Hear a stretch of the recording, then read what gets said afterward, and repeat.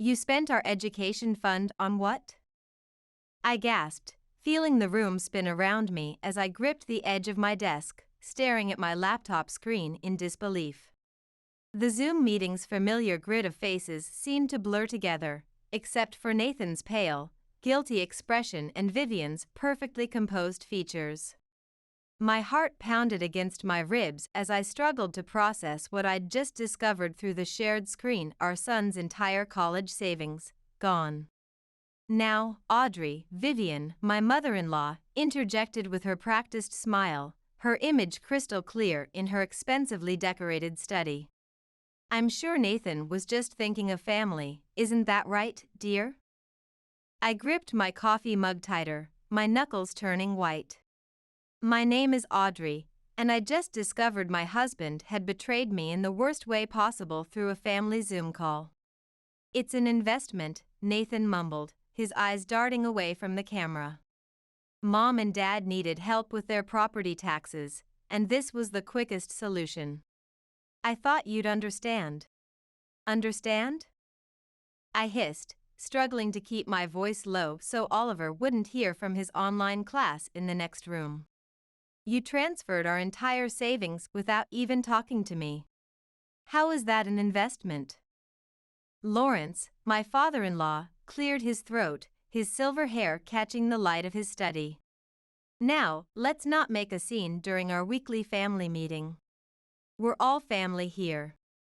I let out a bitter laugh, the sound echoing in my home office. Family? Is that what you call this? Secretly moving money behind my back? Vivian's eyes narrowed, her perfectly maintained appearance somehow making her disapproval even more cutting. I don't appreciate your tone, young lady, after all we've done for you and that little online business of yours. Done for me? I cut her off, my voice rising despite my efforts to stay calm. You've done nothing but criticize and undermine me since the day I married your son. My little business is more legitimate than this theft. Nathan reached closer to his camera, as if trying to reach through the screen. Honey, please, can we discuss this privately later? No, we can't. I snapped, clicking the bank statement tab to the forefront of my shared screen. I want to know exactly how much of our money you transferred for these property taxes. The silence that followed was deafening, broken only by the soft hum of our computers. Nathan shifted uncomfortably in his gaming chair, while Vivian's smug expression spoke volumes. All of it, Nathan finally whispered. The transfer. It took all of Oliver's education fund. The room tilted dangerously. I stood up abruptly, my chair rolling back against the wall. I need some air. And Nathan? Don't you dare leave this meeting. We're not done. As I walked away from my desk, I heard Vivian's voice drift through my headphones. Really, Nathan, I don't know why you put up with such dramatics. Especially from someone who couldn't even finish art school. I gripped the kitchen counter, gulping in deep breaths as I stared out the window at our quiet suburban street. The morning sun felt like a mockery of this nightmare. My hands trembled as I reached for my phone, opening my shop's analytics dashboard. The steady growth of my handmade jewelry business had been my pride, my path to independence. Now it felt impossibly small compared to the mountain of money Nathan had just given away. The soft ping of my laptop echoed from my home office, probably another message in the ongoing family Zoom call. Through the open door, I could hear Nathan's hesitant voice. I should go check on her. I whirled around as his footsteps approached, fury blazing in my chest. He stood in the doorway, headphones around his neck, looking lost in his wrinkled work-from-home clothes. Audrey, I'm sorry. I should have told you. Told me? I struggled to keep my voice low, conscious of Oliver's online class down the hall. You should have discussed it with me. We're supposed to be partners, Nathan. How could you make such a huge decision without me? He ran a hand through his unkempt hair, his wedding ring catching the light. They're my parents, Audrey. The property taxes on their house doubled, and with the market crash. And what about us? I demanded, gesturing to the kitchen where Oliver's school schedule was pinned to the fridge. What about our future? Our son's future? Nathan's eyes widened. Oliver? He's fine. This doesn't affect him. I laughed incredulously, pulling up my phone's banking app. Doesn't affect him? That money was for his college fund, Nathan. For his future. For emergencies. We can save again, he said weakly. Your shop is doing well, and I might get that promotion. That's not the point. I exploded, then immediately lowered my voice, glancing toward Oliver's room. You betrayed my trust. You put your parents before your own family. The laptop pinged again, and Vivian's voice carried down the hall. Nathan? Is everything all right out there? We're still waiting to discuss the summer plans. I bit back a scathing retort, forcing a smile into my voice. We'll be right there, Vivian. As soon as Nathan turned back toward the office, I grabbed his arm. This isn't over. We need to have a serious talk about our future. He nodded, relief washing over his face. Of course. We'll figure it out, I promise. But as we walked back to our respective desks to rejoin the Zoom call, the sickening realization hit me: this wasn't just about money. It was about loyalty, respect, and the very foundation of our marriage. I opened my chat with Harper, my best friend, and quickly typed, 911. Need to talk. Family Zoom drama just exploded. Vivian beamed at her camera, her perfectly styled hair catching the light of her expensive ring lights. Now, isn't this lovely? All of us together, like one big happy family. I was just telling Lawrence about the most wonderful private school I found for Oliver. I stared at my screen, absently clicking through my Etsy shop notifications, imagining they were something else entirely. Just wonderful, I muttered. As the conversation drifted to their country club membership renewal, I found myself withdrawing, observing the dynamics in each Zoom window with new eyes. Nathan, constantly glancing between his parents' windows and mine, Vivian, dominating the conversation with her carefully curated background, Lawrence, occasionally nodding off but jerking awake whenever Vivian cleared her throat, and me. I was the outsider, my simple home office backdrop a stark contrast to their luxurious surroundings. But as I watched Vivian manipulate the conversation, steering it towards her latest charity board triumph, a spark of defiance ignited within me. I minimized my shop's analytics and opened my notes app, starting to document every word, every subtle dig. So, Audrey, Vivian's voice cut through my thoughts. How is little Oliver doing with his online classes? Still struggling with that public school's distance learning program, is he? I gritted my teeth, recognizing the subtle jab. Actually, he's thriving.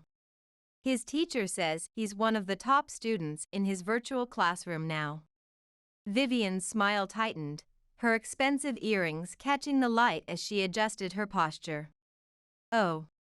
Well, I'm sure Nathan's genes are finally kicking in. The Caldwells have always been exceptionally bright. I felt my blood begin to boil, my cursor hovering over the record meeting button, but before I could click it, Nathan jumped in. Mom, did I tell you about the new project I'm managing at the firm?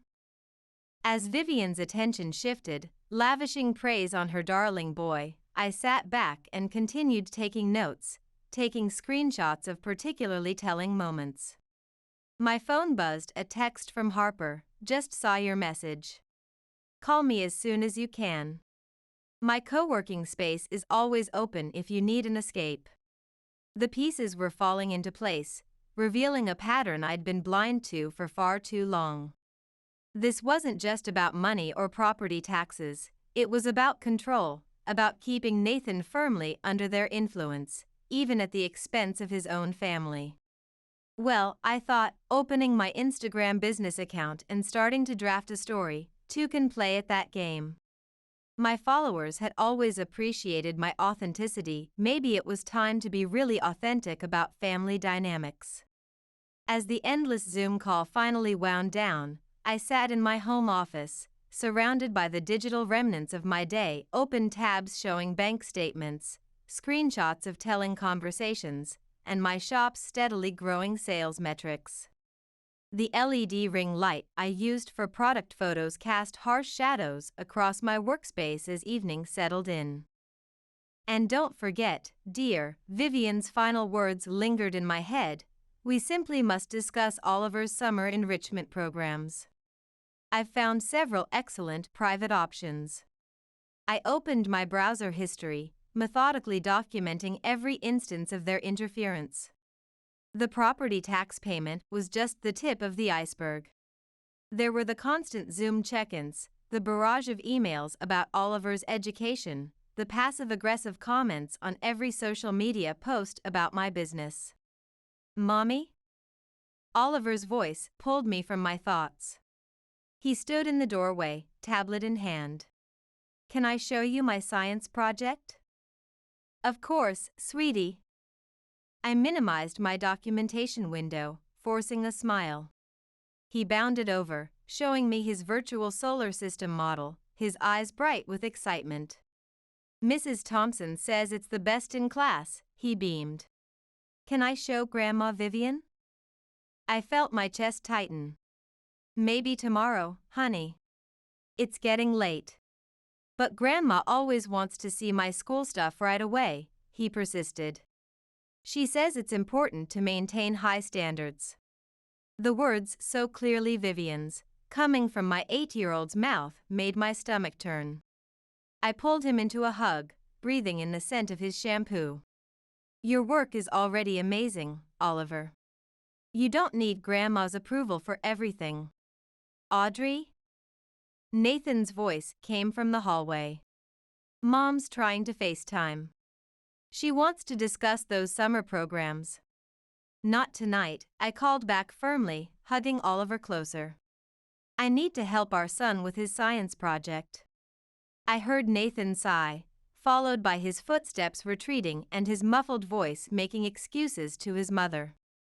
Small victories, I thought, opening my chat with Harper again. Still up for that coffee tomorrow? I typed. I need to show you something, and I could use a change of scenery from my home office. The modern co-working space buzzed with quiet energy, so different from my stifling home office. I sat in a corner booth, my laptop open to a spreadsheet of carefully documented incidents, my hands trembling as I dialed Harper's number. Harper? My voice cracked as she answered. I need help. I can't keep doing this. I'm already here, she replied without hesitation. By the coffee bar. I saw your Instagram story, the one about family dynamics that you deleted after 10 minutes. What happened? 20 minutes later, Harper slid into the booth across from me, 2 oat milk lattes in hand, her freelance designer's eye taking in my disheveled appearance. I spilled everything: the education fund, Vivian's digital surveillance, Nathan's betrayal. Look at these screenshots, I said, turning my laptop toward her. Every comment, every helpful suggestion about Oliver's education, every criticism of my business. Harper's expression darkened with each swipe. Oh, Audrey, she breathed, why didn't you tell me sooner about the extent of this? I shrugged helplessly, taking a sip of my latte. I thought I could handle it, that managing it all online would make it easier somehow. Keep them at a safe distance. Well, that ends now. Harper pulled out her iPad, her design portfolio forgotten. First things first, we need to organize all this evidence. Every Zoom recording, every email, every message. Build a digital paper trail. For the first time in months, I felt a flicker of hope. But how? The business is just starting to take off, and Oliver. Hey, a warm voice interrupted. We looked up to see Marcus, the co-working space owner, approaching with a concerned expression. Sorry to interrupt, but I couldn't help overhearing. We've got a private meeting room available if you need more privacy. I nodded gratefully, gathering my laptop. As we followed Marcus to the glass-walled room, I felt a subtle shift in the atmosphere, like finally finding a safe space to breathe. Marcus closed the door behind us, the soundproofed walls immediately creating a sense of sanctuary. I know we haven't officially met, he said, but Harper's told me about your jewelry business. And he hesitated, about your situation. I sank into one of the ergonomic chairs, my laptop open to the growing document of evidence. Is it that obvious? Let's just say I recognize the signs, he said kindly. My sister went through something similar. The financial control, the constant surveillance, the family meetings that turn into interrogations. Harper touched my arm. That's why I suggested meeting here. Marcus's space isn't just for entrepreneurs, it's a community. Over the next few weeks, the co-working space became my sanctuary. I started a detailed digital journal, meticulously recording Vivian's behavior, the way she'd accidentally report my Instagram posts for fake products, how she'd schedule Zoom calls with Oliver's teachers without consulting me, the constant stream of critical comments on my business page thinly veiled as constructive feedback. Really, Audrey, her latest email read, "Are you sure about this new collection? The pricing seems ambitious for someone at your level. Don't you think you should focus on Oliver's summer enrichment instead?" I'd smile tightly, adding the email to my evidence folder. Each entry strengthened my resolve. Nathan remained oblivious, or perhaps willfully ignorant. When I tried to discuss Vivian's digital harassment, he'd brush it off. "You're being too sensitive," he'd say during our nightly video calls when he worked late. "Mom's just trying to help your business grow." I stopped trying to make him understand. Instead, I focused on Oliver, monitoring his online activities and creating boundaries around his virtual interactions with his grandparents. One afternoon, as I was helping him with his virtual homework at my co-working space desk, Vivian's FaceTime call popped up on his tablet.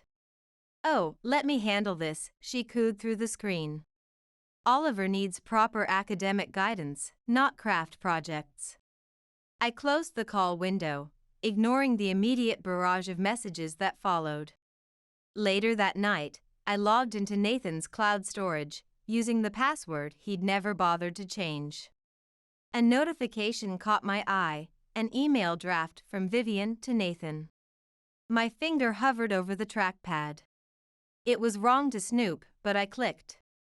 "Darling," the email read, "I'm concerned about Audrey's influence on Oliver's academic development. Perhaps we should consider more structured online learning options. After all, blood is thicker than water." My blood ran cold. They were trying to take control of my son's education completely. I met Harper at our usual corner of Marcus's space, my nerves frayed. "They want to control Oliver's entire education," I whispered, showing her the email I'd forwarded to myself.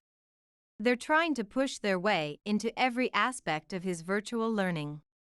Harper's eyes widened as she scrolled through her tablet. "This is serious, Audrey. We need to act fast." She pulled out her phone, scrolling through contacts. "Look, I've been thinking. Your jewelry business is doing well online, right? And Marcus mentioned he's looking for someone to manage the co-working space's social media and online presence. It's not much, but it could be a steady income stream." I hesitated, adjusting my laptop screen. "I don't know, Harper. The shop's growing, but it's not enough to support us fully yet." "And what about Oliver's online schooling?" "One step at a time," she said firmly. "First, we secure your financial independence. The space has great Wi-Fi, and there's even a quiet corner where Oliver can do his virtual classes. Then, we tackle the rest. That evening, I returned home to find several missed calls from Vivian. As I checked my notifications, I heard her voice carrying from Oliver's tablet in the living room. "I just don't understand why she can't be more grateful," she was saying to someone. "After all we've done for her." I paused in the hallway, recording app ready on my phone.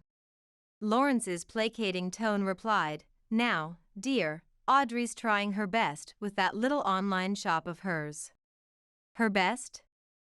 Vivian scoffed.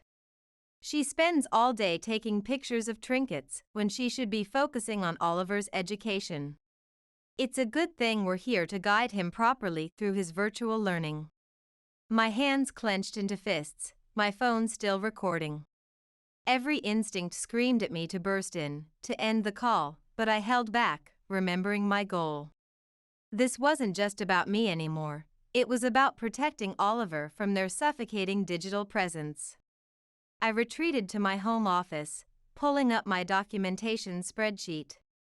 As I added the new recording, a sense of calm settled over me. For the first time since this nightmare began, I had a clear path forward. The next morning, I called Marcus.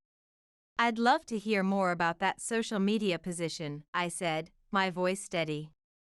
"And about that private office space we discussed." As I hung up, I caught sight of my reflection in my ring light. The woman staring back at me looked different, stronger, more determined. I thought of Oliver, of the life I wanted for us, of the example I wanted to set for my son. No more silent suffering.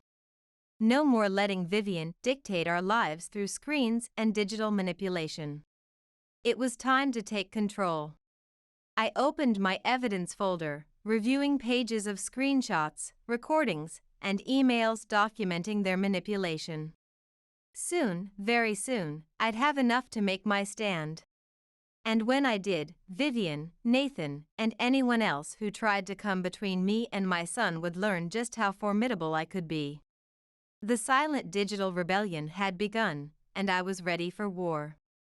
The morning sunlight streamed through the floor-to-ceiling windows of Marcus's co-working space, glinting off my laptop screen where my latest jewelry collection photos waited to be uploaded. The space hummed with quiet productivity, so different from the suffocating atmosphere of video calls with the Caldwells. "How's the new social media campaign going?" Marcus asked, setting down a fresh cup of coffee at my dedicated desk. His co-working space had become more than just an office, it was a sanctuary. "The engagement metrics are up 50% since last week," I replied, pulling up my analytics dashboard. "Turns out people really connect with authentic stories about small business struggles." "And the other, documentation?" he asked quietly, glancing at my second monitor where a folder labeled Family Records sat minimized. I nodded, my stomach churning with a mixture of nervousness and determination. "Almost ready. My lawyer says we have more than enough." "Mom? Can I show Mr. Marcus my science presentation?" Oliver called from his designated study corner, where he attended his virtual classes. The space had worked out perfectly. He had his own quiet area for school, while still being close enough for me to monitor his online activities. As Oliver eagerly demonstrated his project, my phone buzzed with another message from Vivian. "Audrey, dear, I've taken the liberty of enrolling Oliver in an elite online tutoring program. The invoice has been sent to Nathan. We can discuss reducing your little shop's hours to accommodate the schedule." I added the message to my evidence folder without responding. My hand hovered over the keyboard, tempted to fire back a response, when Harper burst through the door, her face flushed with excitement. "You're not going to believe this," she said, pulling up a chair. "Remember that arts education nonprofit I mentioned? They want to partner with your jewelry business for their summer program. Full social media campaign, workshops for kids, everything." I stared at her, my mind racing. But Vivian's summer plans. Exactly, Harper grinned. Time to show them what you can really do. Absolutely not. Vivian's voice crackled through my AirPods, her face reddening on my screen. Oliver needs proper academic enrichment, not craft projects. I sat straighter in my co-working space chair, feeling Marcus and Harper's supportive presence just outside the private meeting room. This is a legitimate arts education program, Vivian. The nonprofit has an excellent reputation. But we've already arranged his summer schedule, she pressed, her perfectly manicured hand gesturing to some unseen document. The online tutoring, the virtual music lessons, the junior investment club. Actually, I interrupted, sharing my screen to display the nonprofit's website. I've already enrolled Oliver.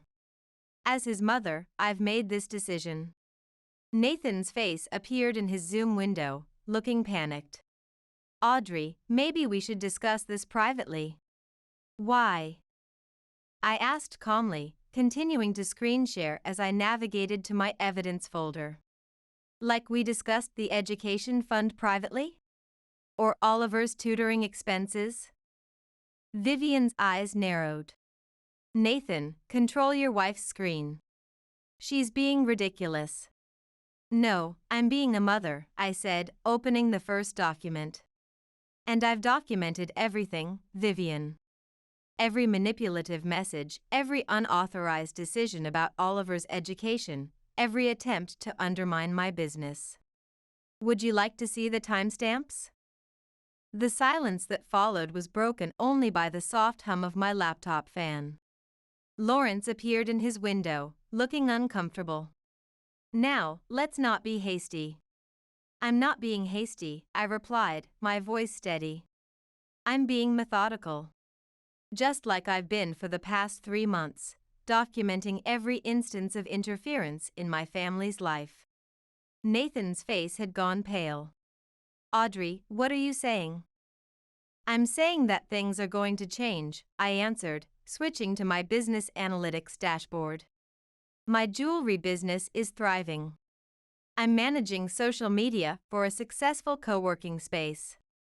I'm partnering with a respected nonprofit. And I'm done letting you control our lives through guilt and financial manipulation. You ungrateful little dash, Vivian started, but I cut her off by playing a recording of her earlier conversation about my trinkets. I have hundreds of these, I said quietly. Every dismissive comment, every unauthorized decision, every attempt to control Oliver's education through digital means. My lawyer has copies of everything. The word lawyer fell like a bomb into the Zoom call. Vivian's carefully composed face crumpled for a moment before she caught herself. Nathan, she hissed, do something. But Nathan was staring at his screen, watching as I methodically displayed screenshot after screenshot. I had no idea it was this bad, he whispered. No, I agreed, you didn't. Because you didn't want to see it. But now you have to decide, Nathan. Are you going to keep enabling this, or are you going to start being a real partner and father? Audrey, Nathan pleaded, his face filling his Zoom window as he leaned closer to his camera, we can work this out. I'll talk to Mom, make her understand. Make me understand? Vivian cut in, her voice rising. I'm not the one destroying this family with ridiculous accusations and amateur jewelry. I smiled, clicking to share a new screen, my shop's revenue analytics. Amateur? My little business made more last month than your property tax bill, Vivian. The one you needed our son's education fund to pay. A notification popped up on my screen, Oliver's teacher requesting to join the call. I quickly declined it, making a mental note to follow up later. This wasn't something he needed to witness. Speaking of money, I continued, switching to a spreadsheet. I've documented every unauthorized expense, every enrichment program you've signed Oliver up for without my consent, every attempt to force us into financial decisions that benefit you. Would you like me to share that next?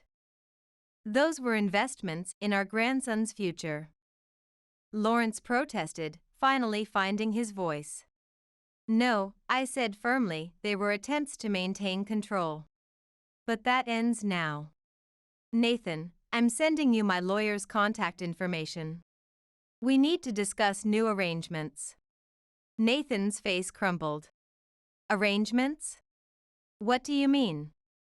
It means I'm taking Oliver and moving into my own place. I've already found one near the co-working space. You can have supervised visits away from your parents' influence. You can't do this. Vivian shrieked, her perfectly curated background shaking as she moved. We'll fight you. I held up my phone, displaying the recording app. Every word of this call is being recorded, Vivian. Just like I've recorded every threatening message, every manipulative interaction, every attempt to alienate my son from me through digital means. Do you really want all of this coming out in court? For the first time, I saw genuine fear in Vivian's eyes. The realization that her carefully constructed digital web of control was being used against her seemed to age her instantly. Nathan, she pleaded, tell her she's being unreasonable. But Nathan sat frozen, his eyes fixed on something off-screen. When he finally spoke, his voice was barely above a whisper. She's right, Mom. This has to stop. The silence that followed was deafening. I used the moment to open my email, sending Nathan the carefully prepared document from my lawyer. I'm not trying to keep Oliver from you, I said softly. I just want us to be free from manipulation. To be a healthy family. Family? Vivian spat. You're destroying our family. No, Vivian, I replied, my finger hovering over the leave meeting button. I'm saving what's left of it. Nathan, check your email. My lawyer expects your response by Friday. As I clicked to leave the call, I heard Vivian's voice rise in protest, but the sound cut off abruptly, leaving me in the blessed silence of my private office at the co-working space. Through the glass walls, I could see Oliver working on his science project, Harper and Marcus keeping him engaged and protected from the drama unfolding just a few feet away. My phone buzzed a text from Nathan, can we talk? Just us? No parents, no lawyers. Please. I stared at the message for a long moment before replying, tomorrow. At the co-working space. Bring the education fund statements. The early morning quiet of the co-working space was broken only by the gentle hum of the espresso machine as Nathan walked in, looking out of place in his corporate casual attire among the creative entrepreneurs. He clutched a manila envelope, the education fund statements I'd requested. You look good, he said awkwardly, taking in my confident posture at my dedicated desk, surrounded by product photography equipment and social media analytics displays. The business is really taking off, huh?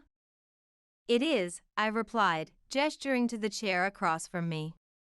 Did you bring the statements? He nodded, sinking into the chair and sliding the envelope across my desk. Audrey, before we get into this. I'm sorry. I've been doing a lot of thinking since yesterday's call. And? I kept my voice neutral, though my heart was racing. You're right. About everything. Mom's control, the manipulation, how I've failed you and Oliver.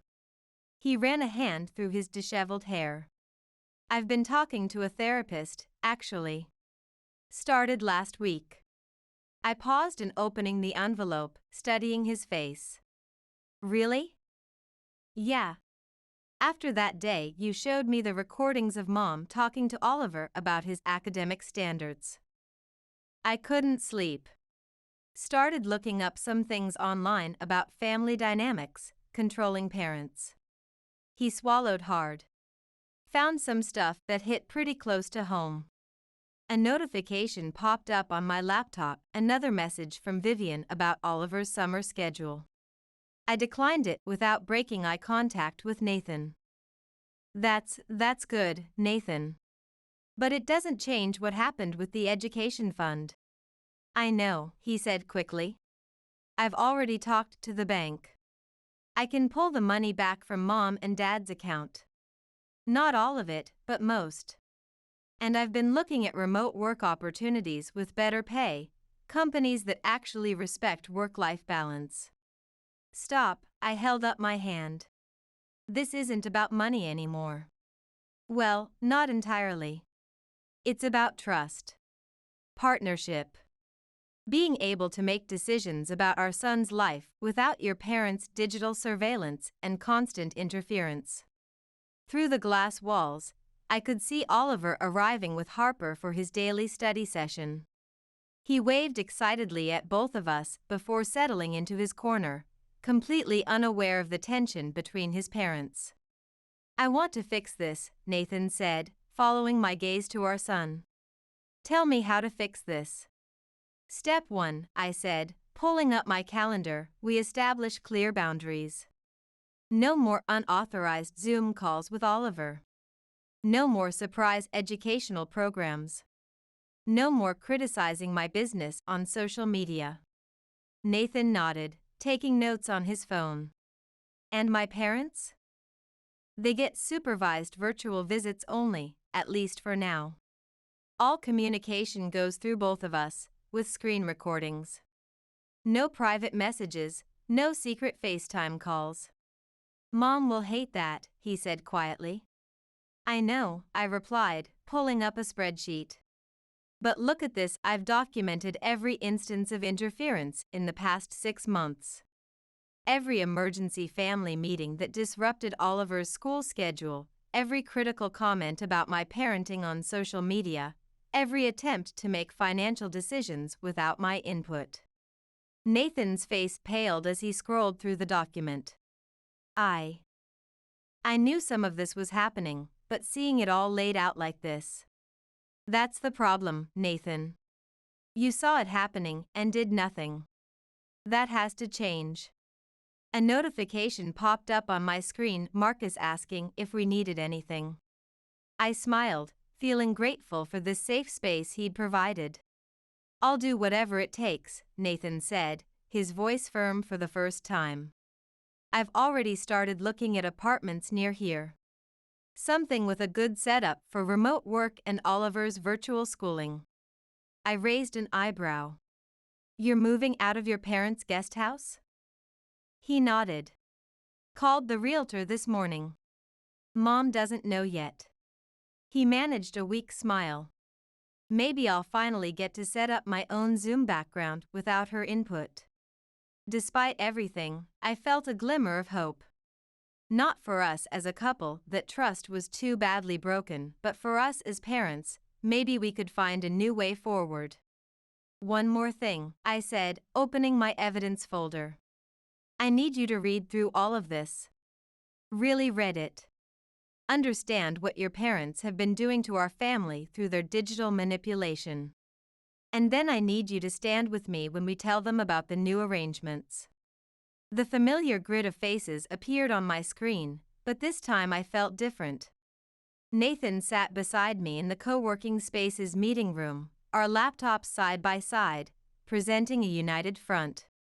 This is ridiculous, Vivian declared, her face tight with anger even through the screen. Meeting in some shared office space to discuss family matters. This isn't up for discussion, Nathan said firmly, his voice steady. We're here to tell you how things will be moving forward, not to negotiate. I pulled up the document we'd prepared. From now on, all communication about Oliver goes through both of us. No private messages, no surprise virtual tutoring sessions, no unauthorized financial decisions. You can't cut us off from our grandson. Vivian protested, while Lawrence shifted uncomfortably in his background. We're not cutting you off, I explained, sharing my screen to show a carefully structured schedule. You'll have regular video calls with Oliver, supervised, scheduled, and recorded. But the manipulation ends now. Manipulation? Vivian's voice rose. Everything we've done has been for this family. Nathan, surely you don't agree with this digital imprisonment? Actually, Mom, I do. Nathan leaned forward, his face filling his video window. I've read through all the evidence. Seen all the messages, the social media comments, the financial records. It stops now, or you don't get virtual visits at all. The silence that followed was broken only by the soft whir of laptop fans. Through the glass walls, I could see Oliver working with Harper on his latest science project, safe from the tension of this confrontation. This isn't over, Vivian finally said, her voice cold. Lawrence, call our lawyer. Already sent them everything, I replied calmly, pulling up another file. Every screenshot, every recording, every document. Would you like me to share them in this call? Vivian's face paled, but before she could respond, Lawrence spoke up. Enough, Vivian. They're right. We've gone too far. The afternoon sun streamed through the windows of Marcus's co-working space as I adjusted my ring light for a product photography session. My latest jewelry collection was laid out on my desk, each piece telling a story of growth and independence. The analytics on your last Instagram campaign were incredible, Marcus commented, setting down a fresh coffee at my workstation. The authenticity really resonates with people. I smiled, glancing at Oliver in his study corner, where he was focused on his virtual science class. The past 6 months had brought changes I never could have imagined. He's really thriving now, isn't he? Harper's voice came from her nearby desk, where she was working on designs for our upcoming youth arts workshop. I nodded, watching my son confidently participate in his online class. The difference is amazing. No more stress about surprise tutoring sessions or unexpected Zoom calls with Grandma. The supervised virtual visits with Vivian and Lawrence had gradually become more manageable. While Vivian still occasionally slipped in a critical comment about my business, the recordings of each call kept her mostly in check.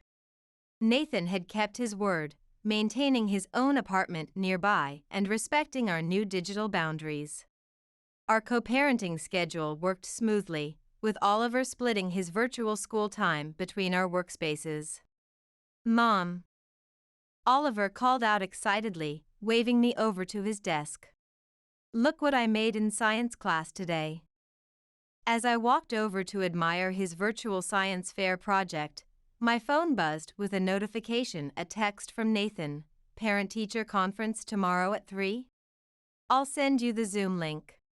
I smiled, responding with a quick thumbs up. This was how it should be: simple, respectful, focused on Oliver's well-being. Through the co-working space windows, I could see the city stretching out before us, full of possibilities. My jewelry business was flourishing, the youth arts program was taking off, and most importantly, Oliver was happy. The woman reflected in my computer screen was unrecognizable from the one who had discovered that betrayal 6 months ago. She stood taller, smiled more freely, ran her business with confidence. The digital paper trail I'd created had given me more than just evidence, it had given me my power back. My phone buzzed again, this time a message from Vivian, looking forward to our scheduled call with Oliver tomorrow. The usual time?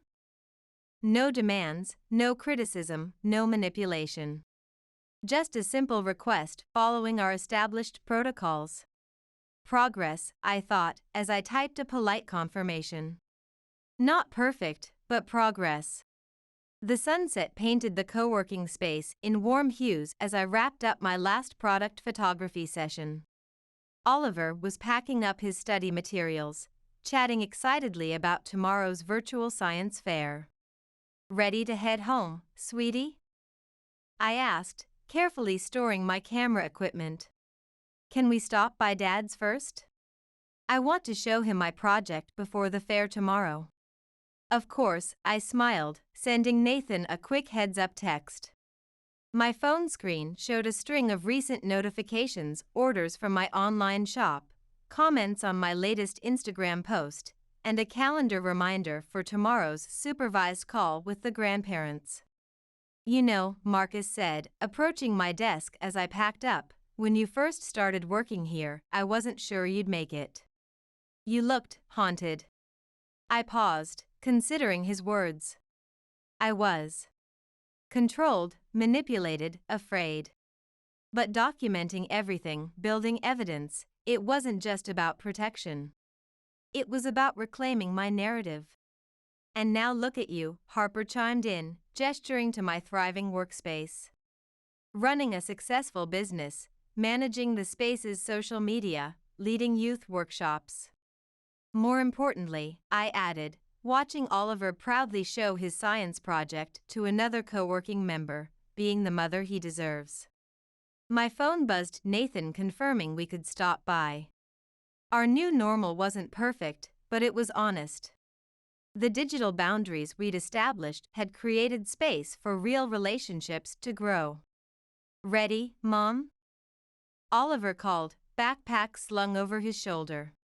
"Ready," I replied, logging out of my workstation. As we walked out of the co-working space, I caught my reflection in the window, confident, strong, free. The digital paper trail that had started as evidence had become something more, a record of my journey from controlled to controller of my own story. The future stretched out before us, full of possibilities, each one our own to choose.